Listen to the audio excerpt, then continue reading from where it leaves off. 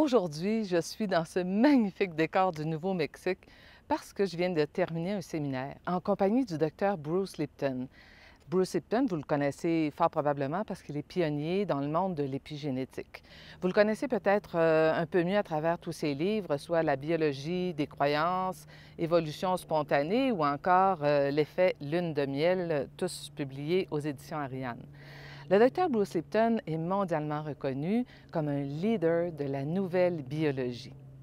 Cette biologie dont vous entendrez de plus en plus parler parce qu'elle prône le rapprochement de la science avec la spiritualité, de la matière avec l'esprit.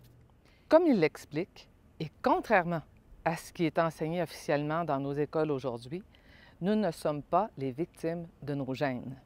Nous sommes le produit de notre environnement, autant intérieur, ce qui veut dire nos pensées, nos croyances, nos émotions, par exemple, que notre environnement extérieur. Il insiste sur le fait que nous avons tous le pouvoir de guérir, de nous guérir, et que nous avons tous le pouvoir de transformer notre vie, mais à des conditions bien précises. Entre autres, parce que notre conscient et notre subconscient apprennent de manière complètement différente. C'est avec beaucoup de gratitude que je vous partage aujourd'hui cette précieuse conversation. Il est dit que le vrai pouvoir réside dans la connaissance. Alors, à votre tour, partagez ces informations autour de vous, car elles sont précieuses et très puissantes.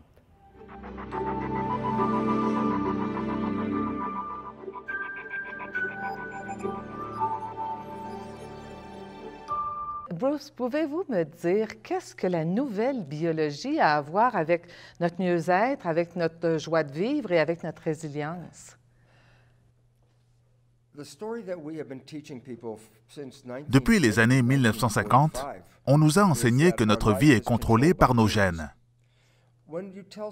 Affirmer cela signifie que nos gènes s'allument ou s'éteignent à leur gré, qu'ils contrôlent notre caractère, notre comportement et la qualité de notre vie.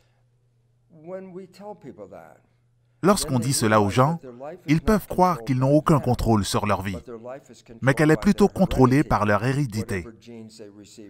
Si je leur demande « Avez-vous un libre arbitre, une liberté quelconque ?», ils me répondent que non, que tout est déjà programmé, que leur vie est déjà programmée par leur génétique, leur maladie, leur longévité, autant que leur capacité à être heureux. Je leur dis que si c'était le cas, ce ne serait pas leur vie, mais un programme qui s'exécute sans qu'ils ne puissent rien y faire. Alors si quelque chose ne va pas dans notre vie, on croit qu'on n'est pas responsable, que c'est notre programme qui a un problème. Donc on aura recours à un médecin et on lui dit que notre système ne fonctionne pas bien. Je ne suis pas heureux, je ne suis pas en bonne santé. On lui demandera s'il peut nous réparer, ajuster la mécanique. Tout cela est basé sur une croyance qui est fausse, celle voulant que nos gènes s'actualisent eux-mêmes, comme on le dit en anglais, qu'ils s'allument, qu'ils s'éteignent et se contrôlent par eux-mêmes, qu'ils dirigent notre vie au détriment de notre volonté. Alors si notre vie ne se déroule pas comme nous le souhaitons, si nous ne sommes pas heureux, on prétendra que ce n'est pas de notre faute, que nous n'y pouvons rien, que nous n'en sommes pas responsables, que nous sommes victimes de nos gènes.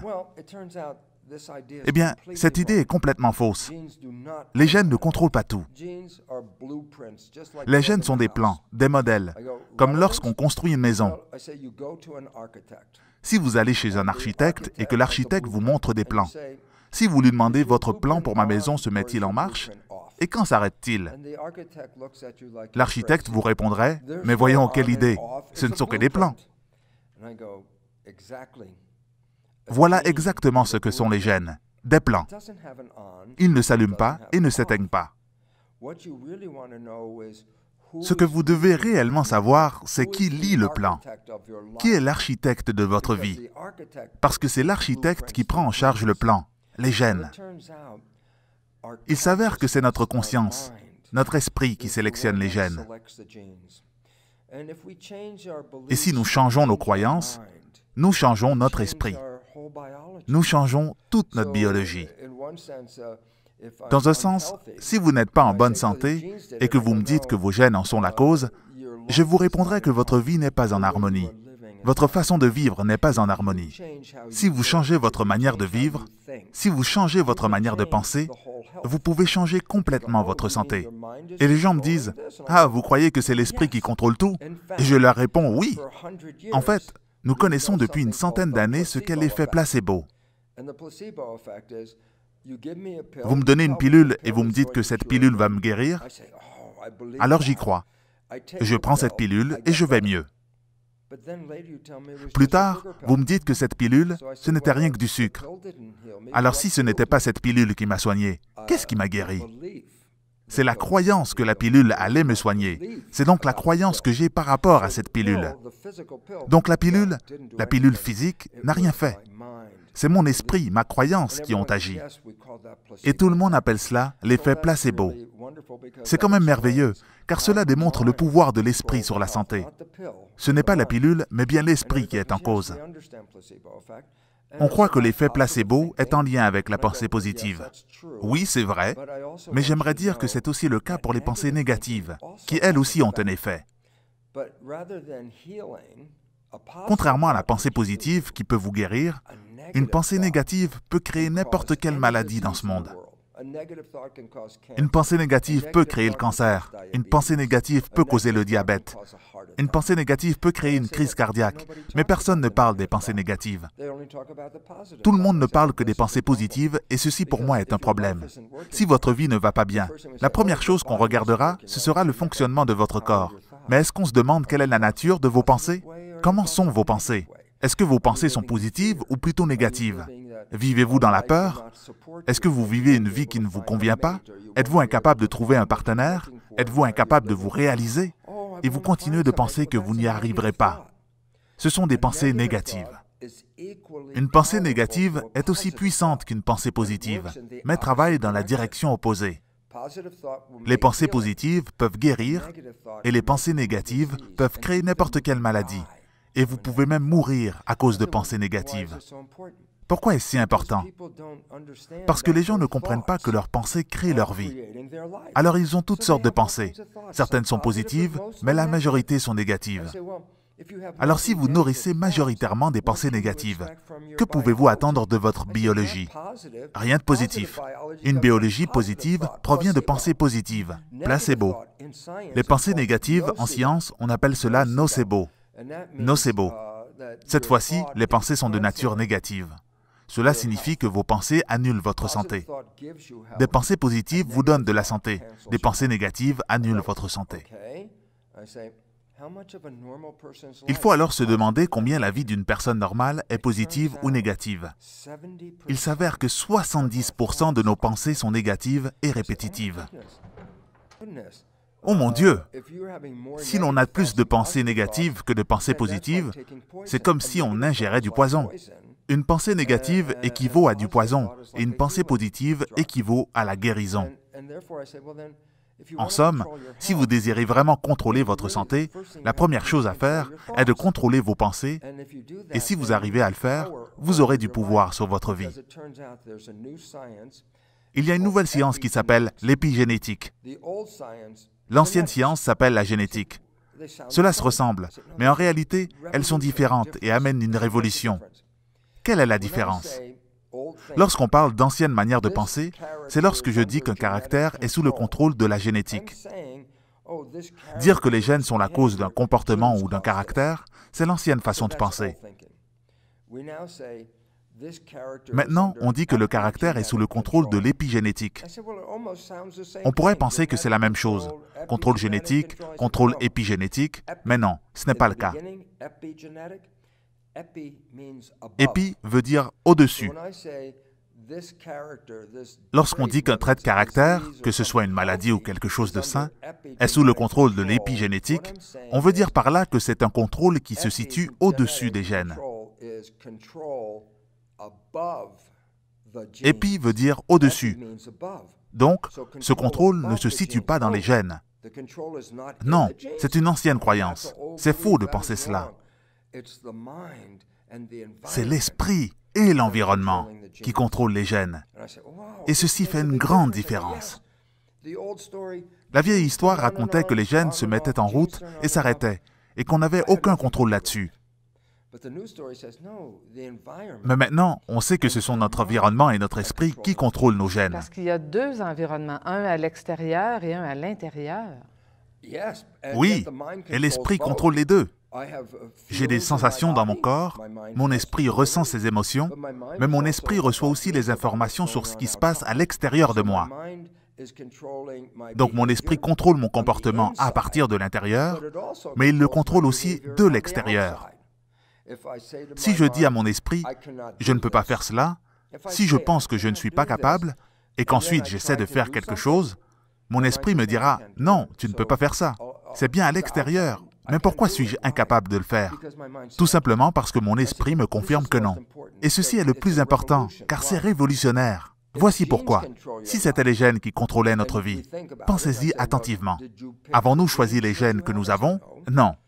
Est-ce que nous aimons les gènes que nous avons, car ils nous donnent nos traits, car ce sont eux qui nous forment? Je sais que je préférais un meilleur gène pour mes cheveux, car mon gène des cheveux n'est pas super. Est-ce que c'est moi qui ai choisi ce gène? Non, je l'ai reçu. En comparaison, c'est la même chose avec notre vie. Tout comme nos cheveux, elle n'est pas sous mon contrôle. Je n'ai rien choisi. J'ai tout reçu et donc je ne suis pas libre dans ma vie, car elle a un programme génétique. Ceci reflète la vieille manière de penser. La nouvelle manière de penser est que les gènes sont contrôlés par l'environnement et nos croyances. Pourquoi est-ce que c'est si important? Parce que je peux changer mon environnement, je peux changer mes croyances. Donc je deviens soudainement la personne qui peut contrôler ma génétique. Je n'aime pas ce qui est là, alors je peux transformer mes croyances et transformer mes gènes. Ceci est très puissant, car la croyance que la plupart des gens ont est qu'ils sont des victimes. Oh, c'est la faute de ma génétique. Oh, c'est à cause de mes gènes si j'ai le cancer. Non, les gènes ne causent pas le cancer. Il n'y a aucun gène qui cause le cancer. Le cancer est causé par un manque d'harmonie dans notre vie, un manque d'harmonie avec notre environnement. Et si j'ai un cancer, est-ce que cela signifie que mes cellules sont stupides? Bien sûr que non. Les cellules sont en train de nous dire que nous ne vivons pas en harmonie. Le cancer est un symptôme et non une cause. La cause, c'est de ne pas être en harmonie avec l'environnement, de ne pas avoir un esprit positif. Cela est la cause, et le résultat, c'est le cancer. Donc le cancer n'apparaît pas par lui-même. Le cancer survient parce que je ne vis pas une vie saine, heureuse et harmonieuse. Voici pourquoi il est important de savoir cela, car le cancer n'est pas créé par les gènes, mais plutôt par la manière dont nous vivons. Je dois aussi ajouter que si le cancer est causé par la manière dont nous vivons notre vie, il est donc possible de stopper le cancer en changeant la façon dont nous vivons. Et oui, c'est pour cette raison que nous sommes puissants. Alors sommes-nous les victimes de notre hérédité? Oh, il y a des cas d'Alzheimer dans ma famille. Il y a des cas de diabète dans ma famille. Il y a des maladies cardiovasculaires, des cancers, et j'ai hérité de ces gènes. Est-ce que je vais contracter tout cela? Ma réponse est la suivante. Seulement si vous ne vivez pas dans l'harmonie et le bonheur. Voilà d'où viennent les maladies. Donc, les gènes ne sont pas la cause de nos maladies. Non, seulement 6 maladies majeures sont causées par les gènes, comme par exemple l'hémophilie ou la maladie de Tay-Sachs. Il n'y en a que 6. Toutes les autres maladies proviennent de la combinaison de plusieurs gènes, et non pas d'un seul. Et les gènes répondent aussi à la façon dont je vis ma vie. Donc c'est ma vie qui active plusieurs gènes, et non pas un seul. Et tout à coup, je tombe malade. Il n'y a pas un seul gène qui cause le cancer. Le cancer, par exemple, cela prend au moins 12 gènes pour déclencher un cancer. Et à la fin, 200 gènes seront impliqués dans ce cancer. Ce n'est pas un gène qui cause le cancer. Il n'y a aucun gène qui cause le cancer. Vous devez avoir tous ces gènes. Et vous devez aussi activer plusieurs choses différentes. Et il est important de prendre conscience que nous sommes responsables de notre santé. Et certaines personnes n'aiment pas entendre cela. Non, ils préfèrent aller chez le médecin, chez le docteur. Je sais, et de là vient tout le problème, car on se dit, ce n'est pas de ma faute, je suis le patient et je veux que le médecin me guérisse. Lorsque j'entends cela, je leur dis, vous avez créé cette maladie, car vous êtes la personne qui pensait et qui vivait dans cet environnement, qui ne vous aide pas. Un environnement malsain crée un corps malade. Des pensées malsaines créent un corps malade. Des pensées positives, placebo, créent un corps en santé. Ah, donc je ne suis pas une victime de mes gènes. Je suis victime de mes croyances et de mon environnement. Et c'est difficile à accepter qu'on est responsable de ces maladies. Je sais, c'est pour cela que parfois, lorsque je fais des conférences et que je commence à dire que nous sommes responsables de nos maladies, les gens s'objectent et me disent « Oh non, je ne suis pas responsable de ma maladie !» Ils n'acceptent pas cela.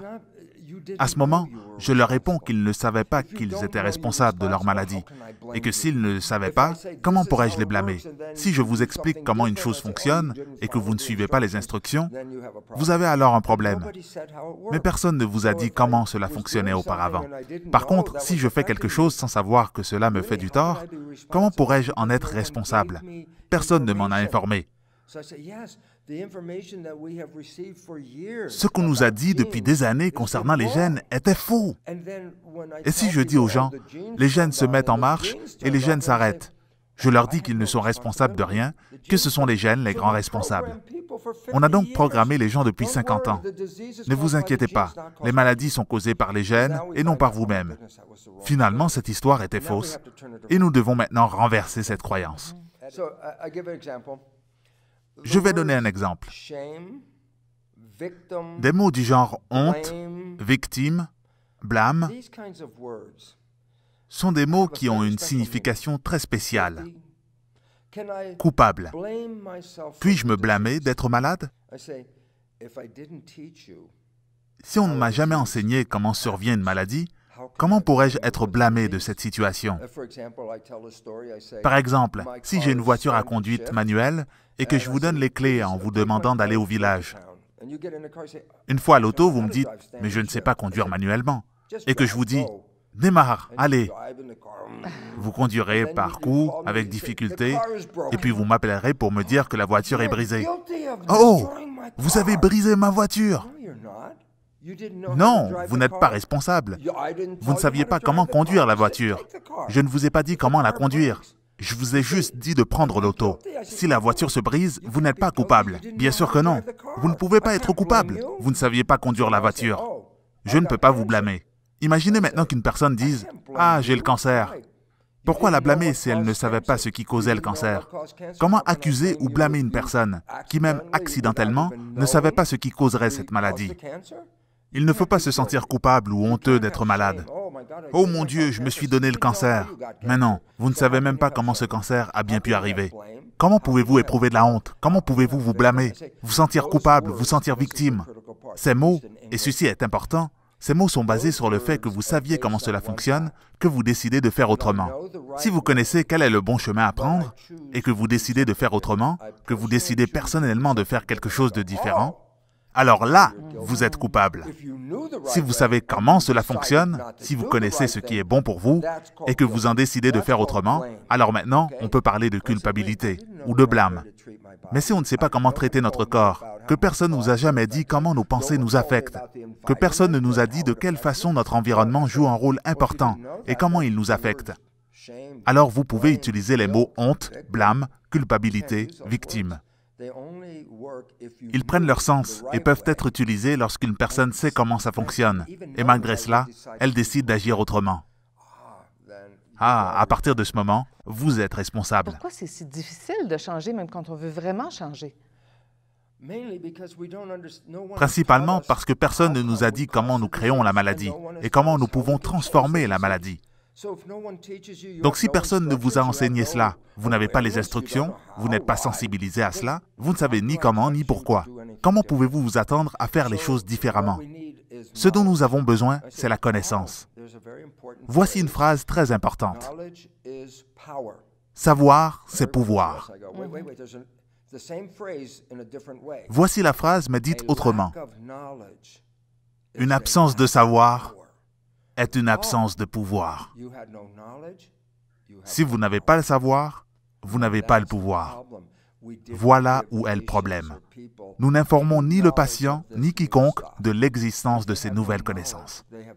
Lorsqu'on n'a pas le savoir, on n'a pas le pouvoir de changer notre vie. Nous vivons une période importante parce que ces nouvelles connaissances émergent et ces nouvelles informations ne peuvent plus être l'apanage des médecins.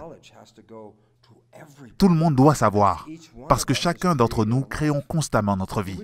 Mais nous ne le savions pas. Mais à partir du moment où nous savons comment cela fonctionne, nous devenons responsables. Et pour savoir comment, on doit savoir comment notre conscient et notre subconscient fonctionnent ensemble. Oui, c'est tout à fait vrai. Si vous ne savez pas que vos pensées créent la chimie de votre corps et que cette chimie se propage ensuite dans votre corps et votre sang et que cette chimie contrôle vos gènes, vous ne savez donc pas que vos pensées contrôlent vos gènes. Nous commençons à reconnaître comment nous interagissons avec le monde, quelles sont nos croyances face à ce monde. Tout cela crée des réactions chimiques. Par exemple, les émotions sont de la chimie. Si vous avez peur, vous allez ressentir la chimie de la peur dans votre corps. Et ces réactions chimiques vont se répandre dans votre corps. Alors que si vous êtes en amour, cette réaction chimique sera différente. Oh, c'est tellement beau! Le sentiment de beauté ou de peur proviennent de la chimie de votre cerveau et cette chimie provient de vos pensées. Si je change mes pensées, je change la chimie de mon corps et par conséquent, la qualité de mon sang. Si j'émets des pensées négatives, je crée une chimie négative en moi et cette chimie négative est celle qui active les gènes qui me rendent malade. Cette chimie peut être la cause de ce qui me tuera, qui créera les gènes qui causent le cancer. Vous comprenez que mes pensées créent la chimie de mon corps, que celle-ci s'infiltre dans mon sang, ensuite dans mes cellules, et finalement active ou non les gènes. Donc, le contrôle n'est pas dans les cellules et dans les gènes, mais le contrôle est dans mes pensées et mes croyances. Qu'est-ce que je pense du monde? Comment j'interagis avec celui-ci? Tout cela change notre biochimie. Nous savons ce que les émotions comme l'amour, la peur ou la colère font à l'intérieur de nous. Nous le ressentons. Nous nous sentons différemment pour chacune d'entre elles. Comment se fait-il que je me sente ainsi lorsque j'ai peur? Pourquoi est-ce que je ressens cette émotion ainsi? Parce que la chimie de mes pensées se propage dans mon corps tout entier. Et alors tout mon corps expérimente cette peur ou cet amour. Comment mon corps expérimente-t-il ceci? Grâce à la biochimie du cerveau, qui va dans notre sang et qui ensuite contrôle notre comportement et finalement la génétique de nos cellules. Changez vos pensées et vous changerez la chimie. Changez la chimie de votre corps et vous changerez votre biologie. Vous avez entendu parler des rémissions spontanées en médecine. Une rémission spontanée, c'est lorsqu'une personne a un cancer, par exemple, qu'elle est très malade, presque mourante. Mais quelque chose se passe dans sa vie soudainement et le cancer disparaît. C'est ce que nous appelons la rémission spontanée. Est-ce que c'est de la magie ou un miracle? On ne sait pas. Lorsque vous changez vos pensées, vous changez la chimie de votre corps. Si vous vivez tous les jours dans la colère, la peur et l'inquiétude, et que vous créez dans votre corps autant de chimie de peur et de stress, c'est bien cela qui cause le cancer.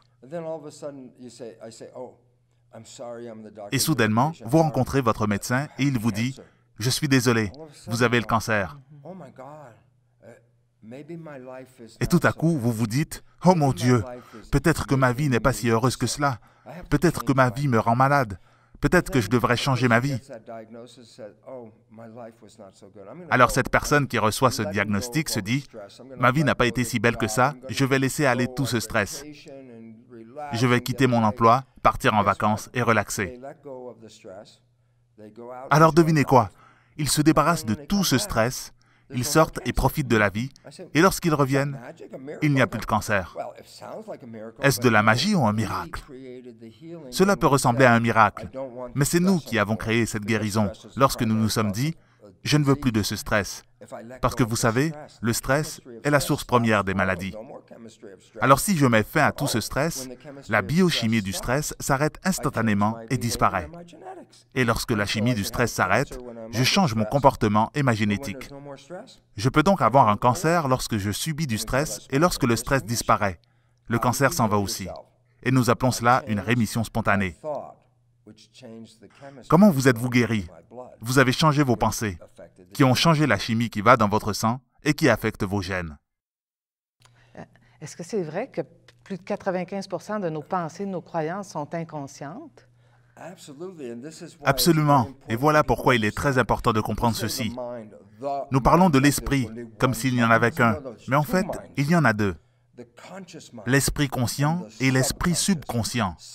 Sub veut dire en dessous. Donc subconscient veut dire agir sans penser, sous la conscience.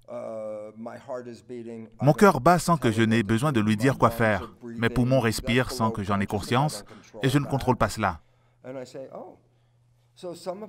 Donc certains de mes comportements fonctionnent sans que je n'ai besoin de contrôler cela. Alors, combien de mes comportements relèvent de mon subconscient? Des programmes que j'ai reçus de mes parents, qui m'ont enseigné comment vivre, des programmes qui proviennent des écoles ou de la communauté où je vis, car j'observe comment ils vivent et je reproduis leurs comportements. Alors s'ils ne vivent pas en harmonie, et que vous apprenez cela, et que vous répétez le même programme, vous ne vivrez pas en harmonie.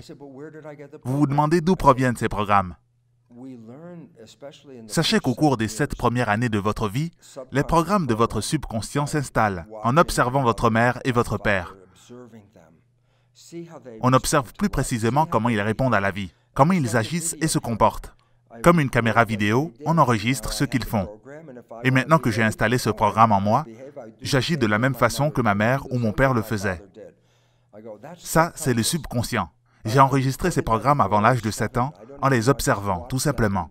Et puis tout à coup, j'adopte les mêmes comportements. Même quand on est dans le ventre de notre mère? Le comportement commence à s'enregistrer durant le dernier trimestre, au cours des 3 derniers mois avant la naissance de l'enfant. Le cerveau enregistre ce qui se passe dans le monde. Comment un fœtus qui se trouve à l'intérieur du ventre de sa mère peut-il enregistrer un programme? La maman interagit avec le monde. Son cerveau produit des réactions biochimiques et contrôle son comportement, contrôle sa vie, selon ce qu'elle voit. C'est elle qui voit le monde. Le fœtus ne peut pas le voir.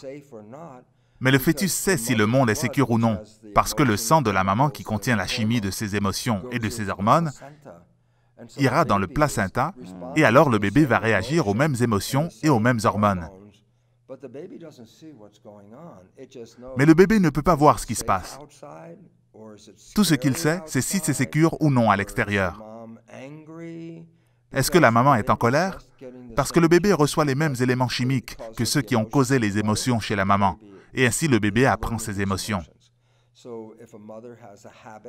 Si la maman a une habitude, un schéma comportemental, les mêmes réactions chimiques circuleront chaque fois qu'elle adoptera le même comportement. C'est un enregistrement, comme une partition qui rejoue les mêmes notes encore et encore. Donc le fœtus, lisant ces réactions chimiques, émotionnelles et hormonales qu'il reçoit, se dira « Oh, c'est le même programme qui se répète et se répète. » Le fœtus le reconnaît et se dit « Je connais ce modèle. C'est comme une chanson que j'ai entendue tellement souvent que je peux la chanter moi-même maintenant. » Le fœtus apprend le comportement de sa maman à travers la chimie de sa maman. Mais le fœtus ne voit pas ce qu'il se passe. Il sait seulement si c'est une chimie heureuse, une chimie de peur, une chimie de tristesse, une chimie de colère. C'est tout ce que le bébé peut ressentir. Colère, joie, tristesse, mais il ne sait pas pourquoi. Mais si la maman vit toujours dans la peur, cela donne comme indication au fœtus que le monde extérieur n'est pas rigolo, ni bienveillant. Tout cela parce que la mère a toujours peur. Donc le bébé qui ressent cela se dit « Mais que se passe-t-il dans ce monde à l'extérieur ?» Et le bébé a déjà peur, même avant de naître. Mais la peur, c'est de la chimie, c'est des émotions. Donc le bébé vit déjà dans la peur avant sa naissance. Que se passera-t-il donc après sa naissance? Il va vivre dans la peur une fois qu'il sera né. Et cette peur, qui est de la chimie et de l'émotion, contrôlera la vie de ce petit enfant. Ce bébé ne connaissait pas la peur, jusqu'à ce que la maman ait répondu à cette peur et qu'elle ait maintenu ce sentiment de peur en elle, car le bébé est comme un appareil d'enregistrement. Il a enregistré en lui la chimie de la peur. Il ne sait pas de quoi il a peur, il sait juste que ce n'est pas sécure à l'extérieur.